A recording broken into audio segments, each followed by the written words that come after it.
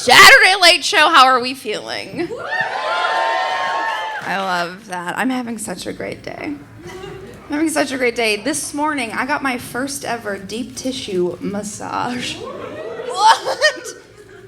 And you can tell that it worked, too, because the woman got frustrated.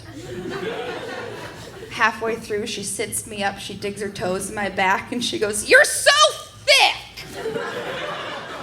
And I was like, oh, how many C's? 3. She said 3. Hell yeah, dude. Excited. Anyone out here fucking with allergies? Oh, huge round of applause for allergies. Yeah, where my Zyrtec head's at. So weird. Woo! You're like, I can't breathe. Stop asking me to. Man, it's bad. Allergy season's bad, you know? It's nice that we don't have to wear masks all the time because that was confusing for people. Having an allergy attack, they're like, you're going to kill me, you know? My allergies got so bad this past year. They got so bad, I developed a rash. Oh, God is right. Just wait, sister. I developed a rash all over my face, neck, and beautiful, beautiful chest. You both can look. This is consent language.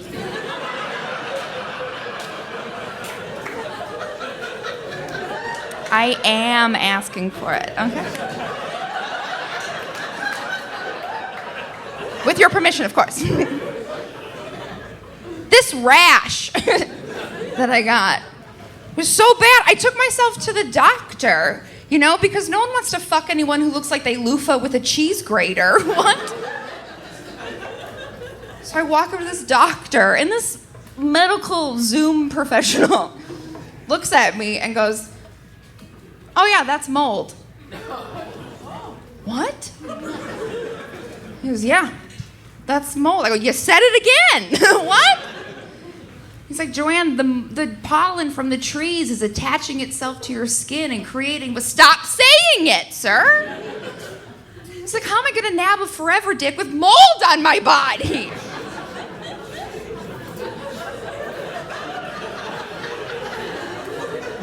He's like, "I know that I'm a garbage human, but now you're telling me that I'm a walking compost pile?"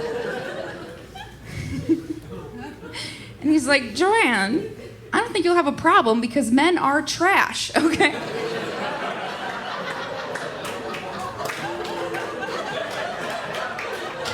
And he was right. I fucked my way through that mold phase, okay? Just got the mold fucked right out of me, you know?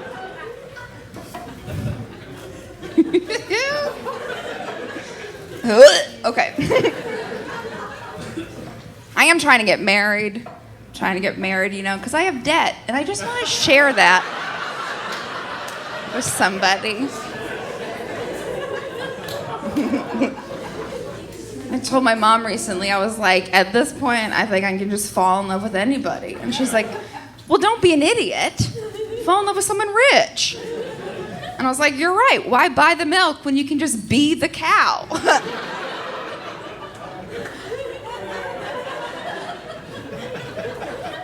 Sign language for milk. Or tits. I don't know. One of them. Dating's exhausting, though. Dating's hard, you know? I feel like I was in love once, maybe. You know that moment when you're seeing someone for a couple of times and you're like, "We're gonna get married," and they don't think that. But they invite you over, you know, and you're so excited to go to their house and spend the night because they have a Tempur-Pedic mattress. And you're like, "Yes!" And then it hits you. You fall down onto that Tempur-Pedic mattress, and you're actually just kind of excited to sleep, you know? You're like, "I just want to become this Tempur-Pedic mattress. There's no bowling ball or glass of wine that can fuck this up for me." And then it happens. My gentleman caller rolls over. He goes, "Hey, babe, can you do me a favor?" And I'm like, in the mattress. I I'm like, oh, okay, JoAnn. You know, I started like coaching myself. I was like, JoAnn, you want love in your life? Just say yes. It's a simple favor. How hard can it be? I started like Vince Lombardi speeching. I was like, now go out there and get a ring on your finger. You got this, girl. So I'm like, yes, what can I do for you? And he goes, can you please give me a blowjob? I'm like, what? Oh my God, yes. That's so easy. Roll over. This is something we both can do laying down. I thought you were going to ask me to get up and turn off the light. No. Come here.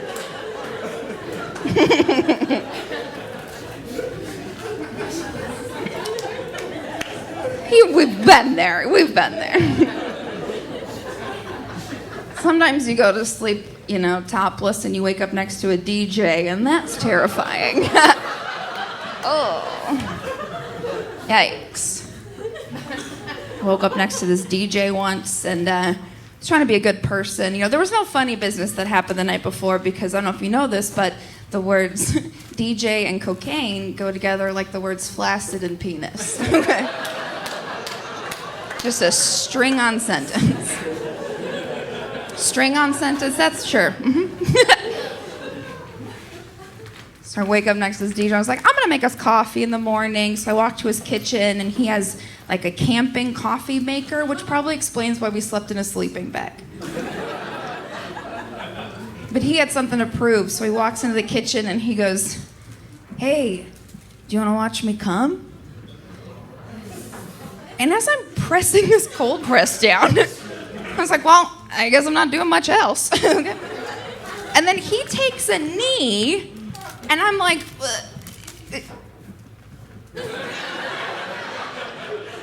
I just saluted him as 10,000 of his troops just invaded the floorboards. You're right. I don't know why I'm sharing that with you guys, but I just want to give everyone a warning. It's fine.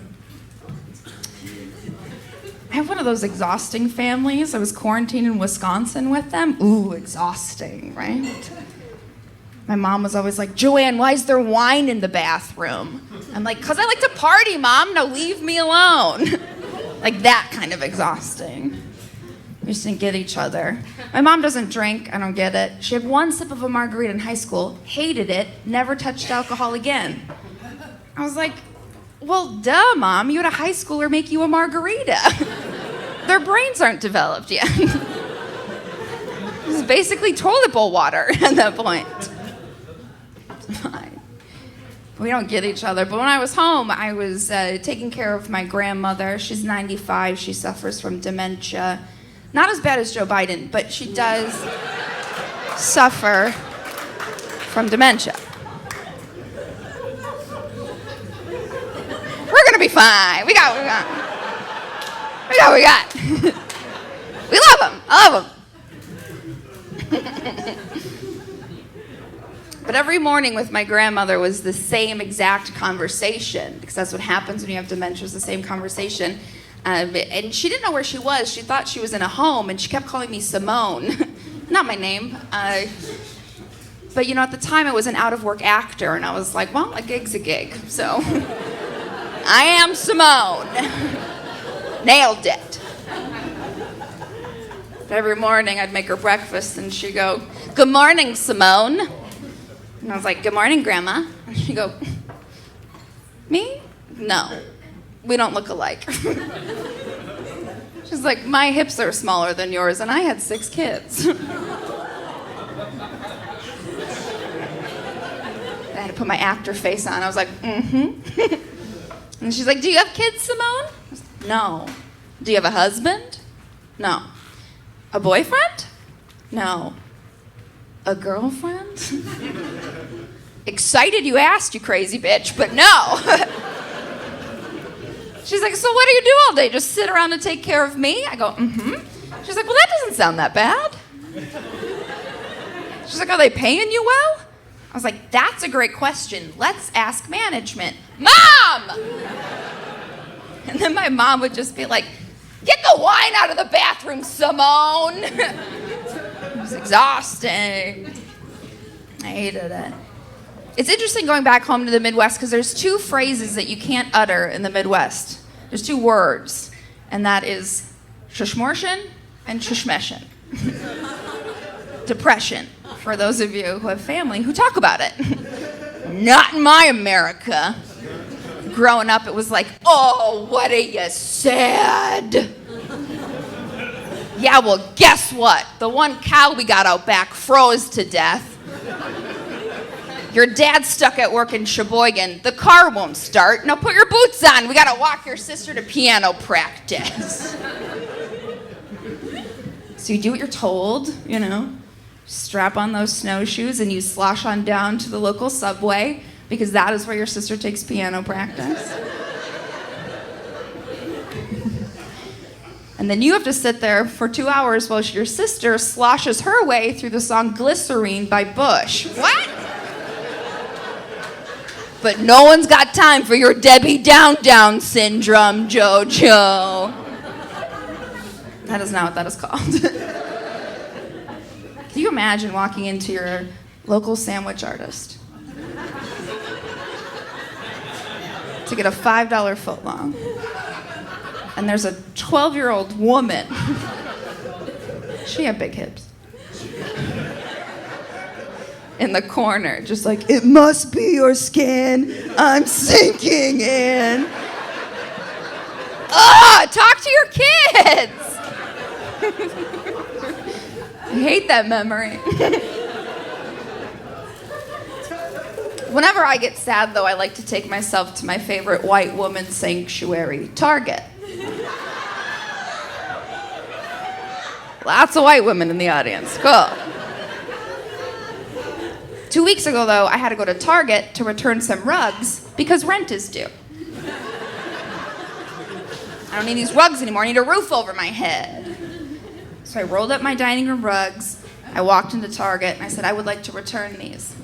And the lady goes, ma'am, we can't return the rugs. There's wine all over them. I was like, there's wine all over you. She's like, your teeth are literally purple right now. I was like, touche, okay. So I grabbed those rugs and I walked to the Target, but I had to text my roommate to let him know the bad news. And I was like, Target won't return the rugs, I'm fucked. That's what I meant to write. But in that moment, some beautiful autocorrect angels descended upon my phone, and what was autocorrected was, Target won't return the rugs, I'm, all caps lock one word, fucked in the USA. I've never wrote that sentence in my life, but I was like, oh, I am fucked in the USA. Target. I'm like, who's in my phone? Sarcastic Bruce Springsteen? Where are you? Fucked in the USA. When you guys go home and make sweet, sweet love tonight,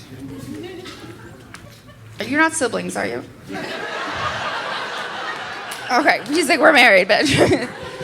Okay, I tried that one time and they're like, we're brothers. And I was like, oh, sorry. Just promise me that you'll sing fucked in the... Okay, that was over.